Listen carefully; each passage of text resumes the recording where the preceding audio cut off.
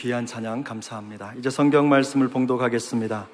오늘 우리에게 주시는 하나님 말씀은 구약 성경 시편 131편 1절부터 3절까지의 말씀입니다. 구약 성경 900페이지쯤 됩니다. 시편 131편 1절부터 3절까지의 말씀을 함께 교독하겠습니다. 1절입니다. 여호와여, 내 마음이 교만하지 아니하고 내 눈이 오만하지 아니하며 내가 큰 일과 감당하지 못할 놀라운 일을 하려고 힘쓰지 아니하나이다. 실로 내가 내 영혼을 고요하고 평온하게 하기를 젖된 아이가 그의 어머니 품에 있음 같게 하였나니 내 영혼이 젖된 아이와 같도다. 함께 읽습니다. 이스라엘아, 지금부터 영원까지 여호와를 바랄지어다. 아멘. 사랑하는 형제자매 여러분, 올 한 해도 선한 목자 되신 하나님께서 우리의 생애에, 삶의 현장에 은혜의 구름기둥과 진리의 불기둥으로 미천하고 부족한 저희들을 하나님의 장중에 사로잡아 주셔서 우리의 삶에 잔이 넘치게 하도록 하신 그 은혜를 찬양합니다. 추수감사주일은 우리가 하나님의 자녀임을 안팎으로 증거하는 날이라고 할 수 있습니다. 왜 그런가 하면 본래 우리의 본성은 사도 바울이 고백한 대로 하나님을, 죄악된 본성은 하나님을 영화롭게도 하지 아니하고 하나님께 감사하지도 않는 우리의 이런 육신의 본성이 있어요. 그런데 추수감사주일을 맞이하여 한 해 동안 주님이 주신 은혜에 정말 진정성을 가지고 감사하게 되면, 비록 우리가 죄의 속성을 가지고 이 땅에 살아가고 있긴 하지만 예수 믿는 새로운 피조물로서 하나님의 자녀로 거듭난 자만이 누릴 수 있는 축복의 날이라고, 우리가 주님의 자녀로 증언되는 날이라고 말할 수 있다고 확신하는 것입니다. 그래서 오늘은 감사한 마음 때문에 우리 오랜만에 사랑하는 형제자매 여러분, 오늘 예수님 때문에, 추수감사주일 때문에, 안아주신 본당에서 예배 때문에, 복음 때문에 여러분 어떻습니까? 그러면 여러분 하면 좋습니다. 한번 해보시겠어요? 한번 해보시겠어요? 오늘 암예배 때는 그거 마시고 나니까 목사님 저는 그거 한번 하려고 교회 옵니다. 그런 분들 있어요. 참 기가 막힌 거예요. 자, 사랑하는 형제자매 여러분, 광야 같은 인생길에서 우리 예수님 때문에, 목자 되신 예수님 때문에, 오늘 이 복음의 은혜 때문에, 이 예배 때문에 여러분 어떻습니까? 이야, 한 번 더 하십시다. 한번. 두 손을 번쩍 들고 한번 하실 수 있는데, 그래서 여러분 삶의 짐을 좀 벗겨보세요. 자, 사랑하는 형제자매 여러분, 오늘이 추수감사 주일인데 우리의 삶의 짐들이 있지만 우리의 모든 것들을 주님 앞에 내려놓고 창조주 하나님 앞에 내 잔이 넘칠 수 있도록 기도하는 마음으로 오늘 이 예배 때문에, 복음 때문에, 추수감사 주일에 하나님 은혜 때문에 여러분 어떻습니까? 좋습니다. 할렐루야.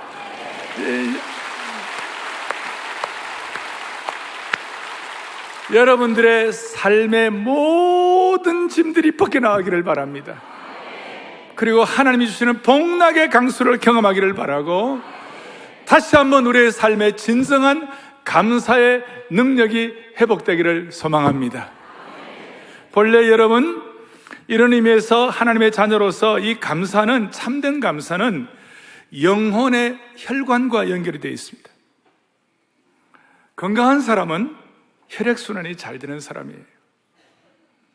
겉모습이 건강해 보여도 혈관에 오염물질이 쌓이면 언제 동맥경화, 심장마비, 뇌출혈이 일어날지 잘 모르는 거예요. 그러니까 혈관이 건강하지 못하면 이런 질병으로 쓰러질 수가 있는 거예요.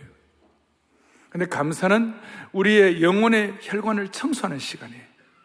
오늘 추수감사주일 예배가 진정한 감사를 통하여 우리의 영혼에 쌓인 그동안의 상처와 우울과 불평과 불만의 모든 노폐물들을 쏟아내는 혈관 청소하는 날이 되기를 바랍니다.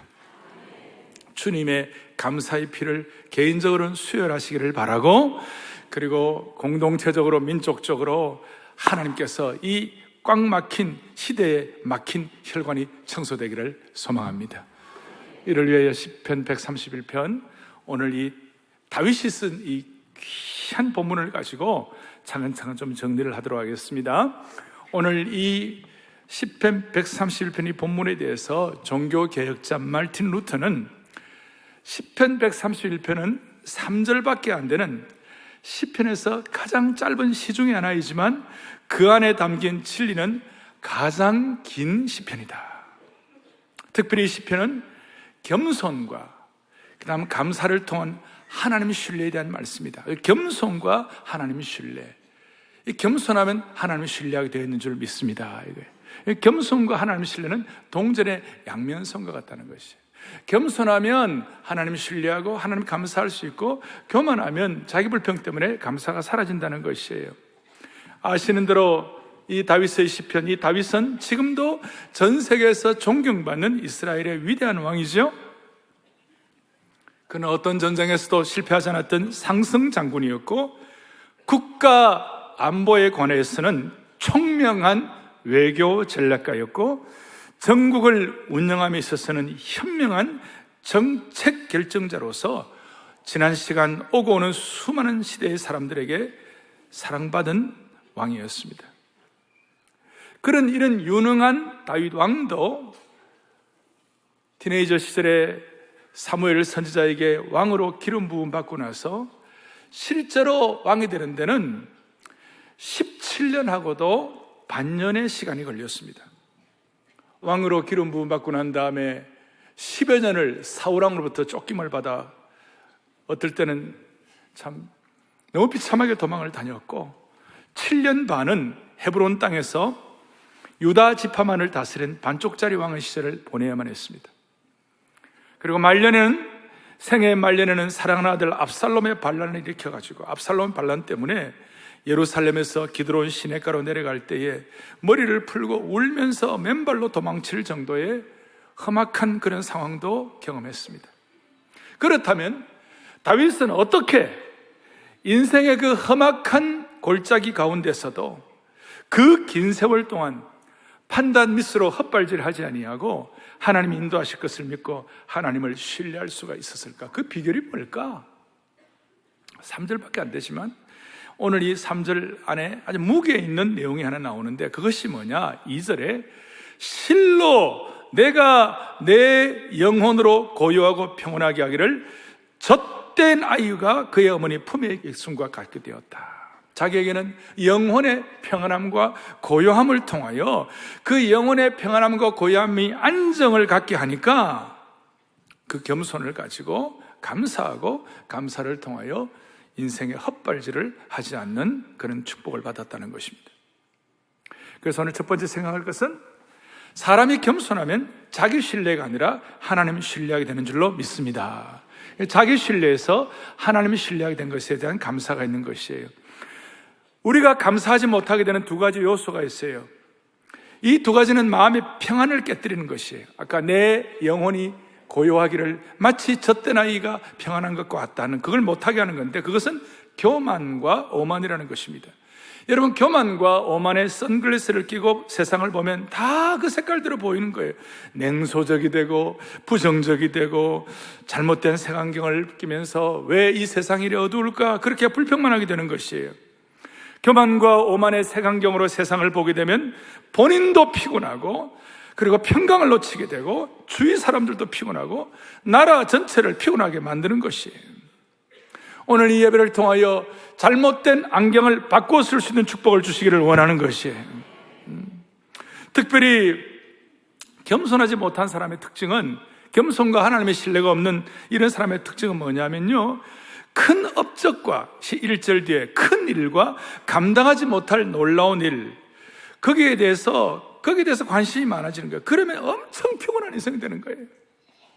내 마음이 안정된 사람, 심령이 평온하면 큰 일이 있어도, 심령의 평온이 있으면 양보하고 겸손하고 하나님 신뢰가 자연스러우니까 큰 일이 있어도 뭔가가 독특한 뭐를 경험할 수 있는 것이에요. 그 마음에 겸손과 평안이 있으면 여러분 기적이 일어나는 줄 믿으셔야 되는 거예요. 무슨 말이냐? 지난 토요일 날 우리 교회에 데이비드 램이라는 미국에 있는 신학교 교수님이 오셔가지고 토요일 새벽 예배 설교하고 일터 선교에 대한 강의도 하고 그렇게 했어요. 그리고 주일날 요 예배 시간에 같이 참여를 하셨어요. 참여를 해가지고 이제 그날 예배를 참석 은혜를 받고 기도를 하는데, 하나님 아버지, 오늘 이 심령의 평안과 이 안아주시는 본당 주시는 하늘의 위로와 은혜와 능력과 평안을 우리 자녀에게도 주시옵소서. 이제 그렇게 기도를 하는데, 요 기도하는 시간이 요 아침 요 시간이 말이에요, 미국 동부 시간으로는 저녁 한 7시, 8시쯤 되는 거예요. 그런데 그 시간에 그분의 아드님이 필라델피아의 어떤 대학원 주차장에서 24살인데 주차장에서 무슨 일이 있었냐, 무장 권총 강도를 당하게 된 것이. 갑자기 강도가 들어와가지고 차에서 내리는데 이렇게 총을 대면서 돈 내놔, 그렇게 하는 거예요. 근데 그날따라 여러분 권총 대고 돈 내놔 그러면 나는 내 영혼 평안해, 그래 할 수 있어요? 그래 못하는 거예요. 그래도 너무 당황하거나 막 너무 그렇게 하지 않아요. 물론 두렵죠. 지갑을 내면서 보는데 지갑에 돈이 한 푼도 없어요. 대신 뭐가 있냐면요, 칙필레라고 미국의 유명한 기독교인이 하는 유명한 레스토랑 식사권이 있었어요. 그래서 이것밖에 없는데 이거 갖고 가시려고 그러니까 이거는 필요 없어, 더 내놔. 그러니까 내가 해줄 거는 하나가 있는데, 이게 뭐야? 당신을 위하여 기도해 주고 싶다고. 강도가 깜짝 놀란 거예요. 뭐 이런 반응이 있는, 이렇게 하면서 째려보다가 총을 쏠라 하다가 그냥 에이 이렇게 해서 가버렸대요. 그리고 이제 그 얘기를 마치고 난 다음에 그날 오신 데이비드 램 어머니한테, 미세스 램한테 이제 전화를 하고 이 얘기를 하면서요, 둘 다 운 거예요. 둘 다 울었다는 것이. 너에게 하나님이 담대함과 믿음의 평안을 주셔가지고 그런 일이 일어났구나. 사랑하는 교우들이여, 총이 들어와도 우리의 마음이 평안하면 인생의 방향을 지혜롭게 결정할 수 있는 줄로 믿으셔야 되는 것이에요. 사랑하는 교우들이여, 결정적인 평온함은 결정적인 하나님 신뢰를 통하여 주어진다는 것을 믿으셔야 됩니다. 구약 성경에 보면 거의 죽을 판인데도 끝까지 하나님을 신뢰해가지고 평온을 얻은 사람이, 이 사람이 욥이에요. 욥기 13장 15절에 보니까 각주에 보면 이런 내용이 나와요. 같이 보죠. 그가 나를 죽이실지라도 나는, 이야, 여러분 얼마나 대단한 고백입니까? 나를 죽이실지라도 나는 그를 의뢰하겠다. 대단한 신뢰를 표현하는 거예요.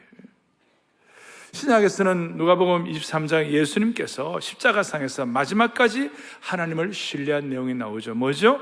내 영혼을 아버지 손에 부탁하나이다. 그렇습니다. 하나님에 대한 전적 신뢰는 우리가 처한 환경이나 상황, 심지어 하나님께서 나를 죽이신다 하더라도 하나님을 의뢰하는 것이고, 내 인생의 마지막 순간에도 하나님께 내 영혼을 의탁하는 것입니다. 그러면 이런 신뢰는 어디서 나오는 것인가? 어떻게 나올 수가 있는 것인가? 제가 한번 물어보겠습니다. 여러분, 하나님을 정말 신뢰하고 있는지 아닌지 여러분 어떻게 알 수 있어요? 내가 최후의 상황, 내가 어려운 상황에서 내가 진짜 하나님 신뢰하고 있는지 안 하는지, 내가 교만하고 오만하지 아니하고 교만과 오만에 하나님 불신에 대한 안경을 끼지 아니하고 내가 하나님 신뢰하는 걸 뭘로 표현할 수 있어요? 제가 여러분들에게 사랑하는 교우들이여, 여러분 좀 하나님 신뢰하십니까? 그럼 물으면 대부분 다 19은 그렇습니다라고 대답할 거예요. 그런데 여러분이 진짜 하나님을 신뢰하는지 안 하는지 가려내는 또 하나의 질문이 있어요. 뭐 몇 가지 있지만 그 중에 하나는 뭐냐? 여러분의 영혼이 고요하고 평안한지요? 왜 대답 안 하세요? 여러분의 영혼은 고요하고 평안하십니까? 오늘 이 시대는요, 평안이 없어요. 그렇기 때문에 우리는 여기에 평온이 너무 중요한 거예요. 이런 하나님 신뢰함으로 평안 얻는 것에 대해서 고요함과 평온함을 멋진 멋있는 그림 언어로 다윗이 지금 표현하고 있어요. 그것이 뭐냐? 2절 다시 한번 2절을 또박또박 보겠습니다. 같이 보겠습니다. 실로 내가 내 영혼으로 고요하고 평온하기를 젖된 아이가 그의 어머니 품에 있음 같게 하였나니 내 영혼이 젖된 아이와 같도다. 아멘. 젖을 떼고 어머니 품에서 잠든 아이라는 것이에요. 그래서 여기서 젖을 뗐다는 것과 어머니 품이라는 것을 조금 비교해서 생각해 보셔야 돼요. 이 젖을 뗐다라는 것을 뭐 일반적인 해석 중에 하나는 어머니 젖을 실컷 먹고 이제는 만족하고 평안하다, 그런 해석을 하는 분도 있지만, 우리 좀 더 깊이 들어가 가지고 두 종류의 인생이 있다는 거예요. 젖을 떼지 못하고 앙앙불락하고 평안하지 못한 인생이 있고, 젖을 떼고 난 다음에 이제는 어머니 품 속에서 평안함과 고요를 누리는 인생이 있다는 것이에요. 그러니까 젖과 어머니 품. 무슨 말이냐? 오늘 본문에 보니까 젖된 아이가 2번 나와요. 젖을 뗐다는 의미는 이제는 막 젖을 달라고 하는, 젖을 막 악착같이 먹으려고 하는 그 집착에서 이제는 뛰어넘어가지고 자기 중심적인 앙앙불락하는 데서 하나님 중심의 성숙으로 간 것을 의미하는 거예요. 이것도 무리한 해석이 아니에요. 여러분, 젖대지 않은 아이를 한번 생각해 보시라고요. 2-3시간마다 젖달라고 우는데 부모가 힘들어요. 밤에 잠도 제대로 못 자요. 그래서 어린아이가 젖을 제대로 떼지 못하고 앙앙거리고 막 울고 그럴 때에, 그때 젊은 부부들 부부싸움 많이 합니다. 왜냐하면 너무 막 그 젖을 떼지 못하고 2시간 우니까 남편이 직장에 잠을 잘 수가 없잖아요. 그러니까 막 울 때 어떨 때는 남편이 그냥 베개 들고 다른 방으로 가버리는 거예요. 그리고 나중에 아내가 그걸 꼭 기억하고 20년, 30년 뒤에 부부싸움 할 때마다 당신은 애 울 때 베개 들고 딴 방에 갔어라고 기억을 소환하는 거예요. 교훈을 다시 가져가. 잘 아시는 대로 보통 동양 사람들이 서구 사람들에 비해서 젖을 오래 먹는 경향이 있어요. 늦으면 늦을수록 아이가 더 많은 고통을 당하는 거예요. 어떤 아이는 5살까지 젖 먹었다고 그런 사람도 있어요. 그걸 자랑이라고 해. 그리고 이 젖을 때는 과정이 만만하지가 않아요. 어떤 애들은 젖대는 게 힘들어가지고 방을 떼굴떼굴 굴르는 애들도 있어요. 근데 젖을 때는 그 힘겨운 과정을 거쳐서 젖을 떼고 난 다음에 성장한 아이는 더 이상 보채지를 않는 거예요. 나중에 젖꼭지를 물리려고 하더라도 생글생글 웃으면서 관심이 없어요. 왜? 젖에 대한 욕심이 더 이상 없어진 거예요. 그리고 그저 어머니 품속에서 안겨있는 것, 그것으로 만족을 하는 것이에요. 엄마 품에서 엄마와의 친밀감을 즐기며 만족감을 갖게 되는 것이에요. 그래서 오늘 이 엄마와 더 성숙한 관계가 젖된 아이의 평온함. 오죽하면 2절 끝부분에 뭐라고 나와 있는가? 그의 어머니 품에, 젖된 아이가 어머니 품에 있음 같게 했더니 2절 뒤에 내 영혼이 젖된 아이와 같도다. 전에 성경은 내 중심이 젖된 아이와 같도다. 주여, 사랑의 교회 오목사부터 우리 온 교회 성도들에게 그의 중심이 젖된 아이와 같은 평온함을 허락하여 주시옵소서. 젖된 아이의 평안과 고요함을 허락하여 주옵소서. 주여, 우리 공동체에 젖된 아이의 평안을 물붓듯 부어 주시옵소서. 사랑하는 교우들이여, 내 영혼이, 내 중심이 젖된 아이와 같을 수 있다면 우리는 얼마나 행복한 사람이라고 말할 수 있겠습니까? 오늘 다윗이 이 본문에서 이렇게 이런 의미에서 하고 싶은 말씀이 뭡니까? 젖을 떼지 못한 아이처럼 내가 떼쓰고 울고불고 난리치지 아니하고 이제 젖된 아이처럼 어머니 같은 주님 품에 안겨서 잠잠하고 평안하게 사는 법을 배웠다고 하는 것이에요. 그리고 진정 그 안에서 다윗은 자족하는 비결을 배웠습니다. 젖된 아이의 평온이 있으니까 삶의 통찰력을 가지고 헛발질을 하지 않는 것이에요.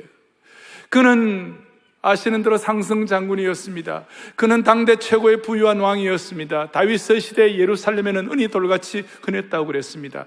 그는 문무를 겸비한 사람이었습니다. 예술의 달인이었습니다. 그러나 그의 무력 앞에 다윗을 이길 사람이 없었습니다. 최고의 아내들을 데리고 있었고 최고의 멋진 자식들이 있었습니다. 그런데도 불구하고 다윗의 마음의 진정한 영적 고요와 평안 때문에, 다른 것 때문이 아니라 내가 여호와의 품에 있으니까, 여호와께서 나의 목자가 되시니까 나는 더 이상 부족함이 없으리로다. 나는 내 인생 부족함이 없으니 뭐에 감사가 넘치게 된다, 그 말이에요. 내 영혼이 젖된 아이의 평안함 때문에 나는 부족함이 없고 감사함이 넘치는 줄로 믿습니다.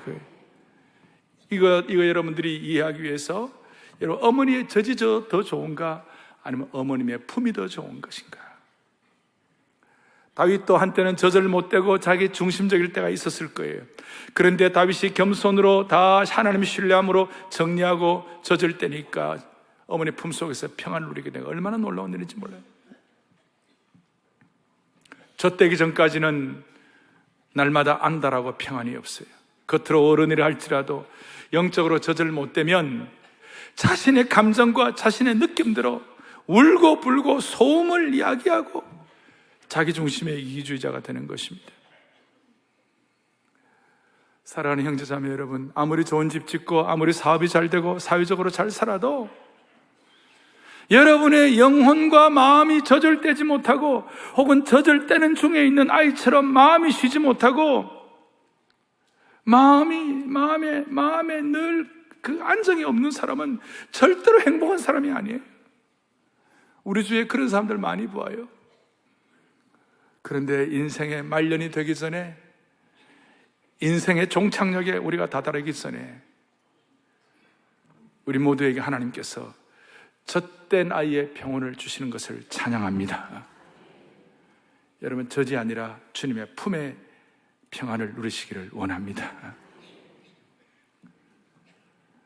젖을 떼지 못하고 앙앙불나가는 아이 같은 인생, 그들이 갖는 교만과 자아실현을 조심하시고 인간적인 야망을 조심하면 그 결과 평안하고 조용하고 만족하고 자기 절제하고 심령이 고요하고 자기 중심이 평안한 사람이 되는 줄로 믿습니다. 그래서 오늘 온 교우들이 겸손으로 자기 평안을 지키는 것 능력을 주시는 게 감사해야 되는데, 제가 이렇게 질문하고 싶어요. 사람이 이 세상에 사는 동안에 참으로 행복해지려면 무엇이 가장 필요할까? 여러분과 제가 정말 행복해지려면 뭐가 가장 필요할까? 그것은 바로 하나님이 주시는 겸손을 통하여 자기 마음의 평안을 지키는 능력이 필요하다고 생각하는 것입니다. 겸손을 통한 자기 마음의 평안을 지키는 능력인 것이, 젖된 아이처럼 자기 신뢰에서 하나님 신뢰로 자기의 마음의 평안을 지키는 능력을 가진 사람은 행복한 사람이라고요. 그리고 이런 사람에게는 자연스럽게 찬양이 나올 수밖에 없다는 것입니다. 저는 제 주위에 행복한 분들도 있지만 불행하다고 하는 분들도 많이 알고 있어요. 교회 안에서도 밖에서도 불행하게 사는 사람들을 보면서 한 가지 깨닫는 것이 있어요. 저 사람들은 불행하게 살지 않아도 될 사람인데 젖을 떼지 못해가지고 그 마음의 고요와 자기중심의 평안이 없어가지고 주님의 품에 안겨있지 못해서 불행한 사람들이 많다는 것입니다. 하나님이 허락하시는 평온을 누리지 못하는 것이 너무나 안타깝다는 것입니다. 우리 주위에 유명한 유명인들, 셀럽들, 좋은 영향력을 끼칠 수 있는 사람인데도 불구하고 우울증에 걸린 사람들 많아요. 우리 가운데 객관적으로 가정에서 충분히 행복을 누릴 수 있는 상황인데도 행복을 누리지 못하는 분들이 많아요. 오늘 추수감사주의를 맞이하여 우리 모든 성도들이 어머니의 젖이 아니라 어머님의 품으로 나아가는 시간 되기를 소망합니다. 젖이 아니라 품의 은혜를 받기를 바라는 것입니다. 어머님의 품에 들어가서 어머님의 품에서 평온을 누리고 묵상하고 보호받고 평안을 누리기를 원하는 것입니다. 이런 어머니 품 속에서 젖된 아이의 평안이 있으면 거기가 최고의 장소가 되는 거예요. 어머니 품이 최고의 장소가 되는 거예요. 거기가 치유와 쉼이 되는 장소가 되는 거예요. 왜냐하면 항상 그 어머니 품은 우리를 받아주기 때문에 거기에는 인간의 가면, 페르소나, 가면을 쓸 필요가 없는 장소예요. 거기는 치유와 삶이 있는 장소요, 설령 잠을 설쳐도 어머니 품에서는 어린아이처럼 잘 수가 있는 것이에요. 어머니 품은 예약이 필요 없고 항상 오픈되어 있어요. 그래서 여러분, 이걸 신약에서는 예수님의 품에 들어오는 사람들마다 수고하고 무거운 짐진 자들아 다 내게로 오라, 내가 너희를 쉬게 하리라. 예수님의 품이 그렇다는 것을 믿으셔야 되는 것이. 그래서 여러분, 이 은혜가 우리 온 성도들 젖이 아니라 품의 은혜가 넘치기를 바랍니다. 이걸 우리가 좀 적용하기 위해 한 가지 좀 정리를 하겠습니다. 2절, 실로 내가 내 영혼으로 고요하고 평안하게 하기를. 한 가지 우리가 할 게 있어요. 그것이 뭐냐면 고요하고 평안하게 하는 주체가 누구예요? 여기는 보니까 내가, 그래서 능동태. 그러니까 이 고요하고 평안한 것은 여러분과 저희가 걸려있는 거예요. 주님 신뢰하는 것에 걸려있는 것이에요. 그러니까 환경 때문에, 사람들 때문에, 사람들의 평가 때문에, 사람들의 말들 때문에 여러분들의 평안이 왔다 갔다 하지 말라는 것이에요. 내가 내 심령으로 평온하고 고요하게 한다, 그렇게 말씀한 것이에요. 이 능동태를 내가 치고 들어가야 되는 것이에요. 그것도 크게 보면 하나님의 은혜의 결과이지만 내 영혼이 평안하고 내 영혼이, 내가 이 하나님 신뢰하는 것이에요. 왜? 우리 주님은 천지의 주제이신 줄로 믿습니다. 주님은 그 풍랑이는 바다에서도 뱃속에서 주님은 주님의 영혼을 평안하고 고요하게 하기를 결단하고 주무신 것이에요. 천지의 주제는 하나님이실 뿐만 아니라 주님이 천지의 주제이시니까. 사랑하는 교우들이여, 주님의 평안이 이 불안한 사회에서 주님께 내 인생의 핸들을 맡기는 거예요. 내가 해야 할 일이에요. 내 인생의 중요한 자리에 주님을 모시는 거, 이 내가 해야 할 일이에요.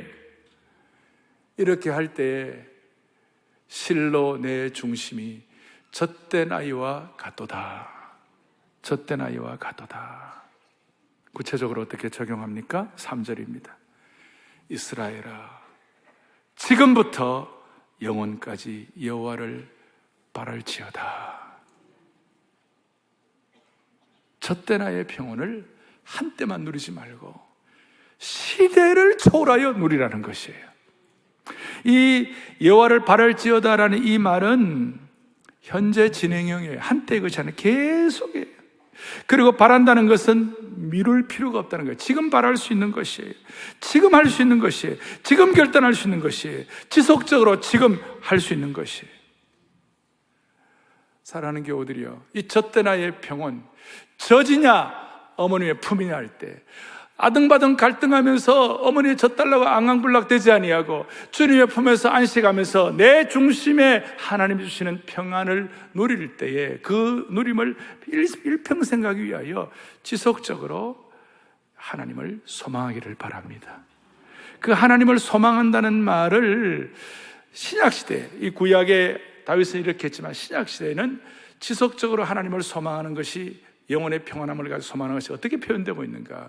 어제 새벽에 제가 토요일 전 새벽 예배에서 잠깐 나누었습니다마는 항상 기뻐하고 특별히 범사에 감사하라. 이것은 너희를 향하신 하나님의 뜻이니라. 범사에 감사할 때 우리는 젖된 아이의 평온, 어머님의 품속의 은혜를 지속할 수가 있다는 것입니다. 오늘 2019년 젖된 아이의 평온을 가지고 사랑의 교회 모든 성도들은 범사에 감사할 수 있는 축복을 주시기를 원합니다. 무슨 말이냐? 여러분, 범사라는 것은 젖된 아이의 평온을 갖게 되면 통찰력을 주세요. 그 고요함과 중심이 안정이 되어 있으면 영적인 인사이트를 갖게 되는 거예요. 그것이 뭐냐?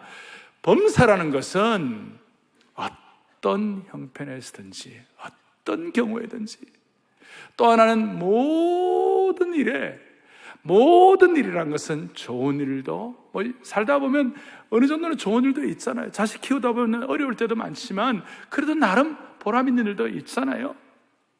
가족들도 삶을 살아가면서 내 인생을, 여정을 걸어가면서 나름 좋은 일이 있어요. 그 좋은 일에도 감사하지만 범사라는 것은 나쁜 일도 감사하라. 그 말씀을 받는 배경의 데살로니가 교회들은 지금 압박과 박해와 고난과 그 처참한 말로 다 알 수가 없었어요. 핍박과 환난의 핵심부에 있었어요. 그런데 그들은 핍박받는 것도 감사하고 범사니까, 매 맞는 것도 감사하고 범사니까, 가족들이 끌려가 죽는 것도 감사하고, 눈물 나는 얘기지만 그것도 감사하고, 이리저리 쫓겨다니는 것도 감사하고, 굶는 것도 감사하고, 내 몸이 아프고 망가지는 것도 감사하고, 손해보는 것도 감사하고, 사랑하는 가족들이 먼저 데려간다 할지라도 그 가운데서도 범사의 모든 일에 감사하라. 이것은 내 심령이, 내 중심이 젖된 아이의 평온을 가지고 어머님의 품속에 있는 자가 갖는 통찰력이라고 믿으셔야 되는 것이에요. 그리고 당연시 하는 것도 범사 안에 들어가는 거예요. 당연한 것. 오늘 이 안아주심의 본당에 와서 예배드리는 이 은혜를 주님 앞에 감사할 수 있기를 바랍니다. 지난 주일날 수능을 보았습니다. 어떤 자식은 공부를 잘해가지고 스카이에 들어가는데 어떤 자식은 인서울대학도 들어가기 힘들다. 그래서 부모 마음속에 너는 왜 인서울대학도 안 되냐 이래가지고 마음속에 서운함이 있다면 그렇게까지 볼 것도 아니고 그 상황도 감사하시기를 바랍니다. 감사하시기를 바랍니다. 그러면 20, 30년 뒤에 걔가 제일 효자가 되어질지 몰라요. 그러니까 범사에 좋은 일도 나쁜 일도 또 하나 당연한 것들도 그렇게 할 때 이 내 심령이 고요한 시대를 초월하는 하나님 바라보기에 축복이 허락되는 줄로 믿습니다. 그리고 그는 신약시대고 통해서 은혜 받는 오늘 이 시대는요, 오늘 이 시대의 가장 심각한 문제 중에 하나는 냉소적인 것이에요. 냉소주의예요.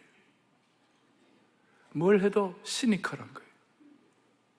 냉소주의가 갖는 가장 큰 약점은 꿈과 비전과 믿음과 소망이 다 사라져버린 것이에요. 남은 인생이 너무 답답한 것이에요. 이스라엘의 총리를 3번이나 했던 시몬 페레스라는 분이 있어요. 그는 오늘날의 현대 냉소주의는 글로벌의 가장 큰 질병이라고 했어요. 그래서 이 냉소주의는 다음 세대 지도자들이 꼭 피해야 할 치명적인 위협이라고 했어요. 우리가 살아가면서 수많은 문제들이 발생되는 이 시대 가운데서 냉소주의 때문에 그걸 극복할 만한 새로운 아이디어와 비전과 소명이 다 사라진다는 것이. 오늘 우리는 내 중심이 젖대나의 평안을 유지하며 범사에 감사하는 순간 냉소주의 대신에 믿음으로 감사하는 믿음의 사람 되는 것이에요. 냉소주의자로 살아도 죽고 믿음으로 감사하고 살아도 죽는 거예요. 이왕 죽는 거 믿음으로 감사하며 주님 앞에 서기를 원하는 것이에요. 할렐루야. 오늘 젖이냐 주님의 품이냐. 오늘 주님의 품에 안겨 다윗처럼 여호와는 나의 목자시니 부족함이 없다고 감사하고 고백할 수 있는 귀한 통찰력을 가지고 시대의 냉소주의를 극복하고 어떤 경우에서도 좋은 일도 나쁜 일도 당연한 것도 감사할 수 있는 하나님의 심실한 종들이 되기를 주님의 이름으로 축복합니다. 두 손을 다 펼치시고 오랜만에 우리 송축의 내용은 같이 찬양하고 기도하십시다. 송축의 내용은, 감사의 내용은, 거기에다가 1년 동안의 모든 것들을 다 담아버리십시다. 송축의 내용은, 감사의 내용은, 송축의 내용은, 송축의 내 영혼아 내 영혼 거룩하신 이름 이전에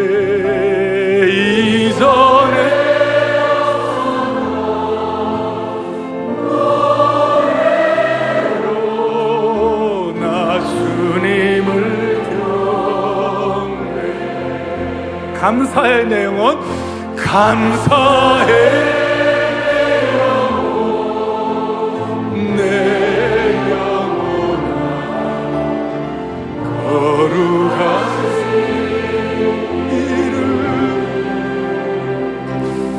이전에 없었던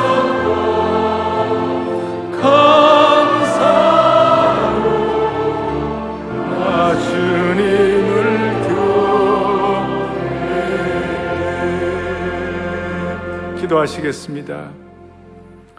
사랑하는 형제자매 여러분, 오늘 우리의 감사 때문에, 우리의 평온 때문에 우리 주위도 평온해지기를 바랍니다. 오늘 사랑의 교회 추수감사주일 예배 때문에 우리 주위의 가정들과 이 서울이 평안해지기를 원하는 것입니다. 오늘 이 마음을 가지고 다시 한번 내 중심의 평안함으로 시대의 냉소를 극복하고 믿음으로 살아가는 여정이 될 수 있기를 소망합니다.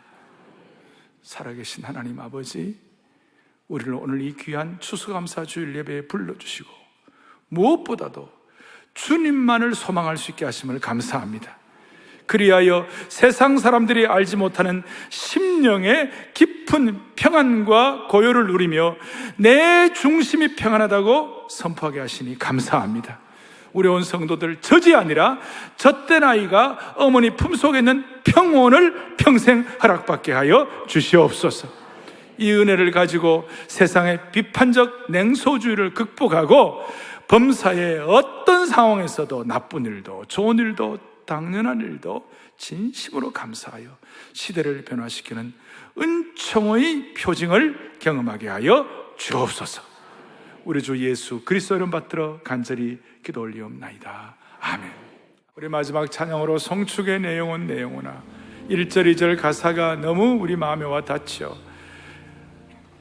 해가 뜨는 아침이 올 때에, 새 아침 밝을 때에 그때도 찬양하고, 무슨 일이나 어떤 일이 내게 놓여도 저녁이 올 때도 주님을 감사하고, 곧그날에 나의 힘 다하고 나의 삶의 여정이 마칠 때라도 끝없는 감사와 찬양을 올려드리라. 주님 앞에 송축의 내 영혼을 정성을 다해 찬양하고 추수감사주일 예배를 마무리하겠습니다. 송축의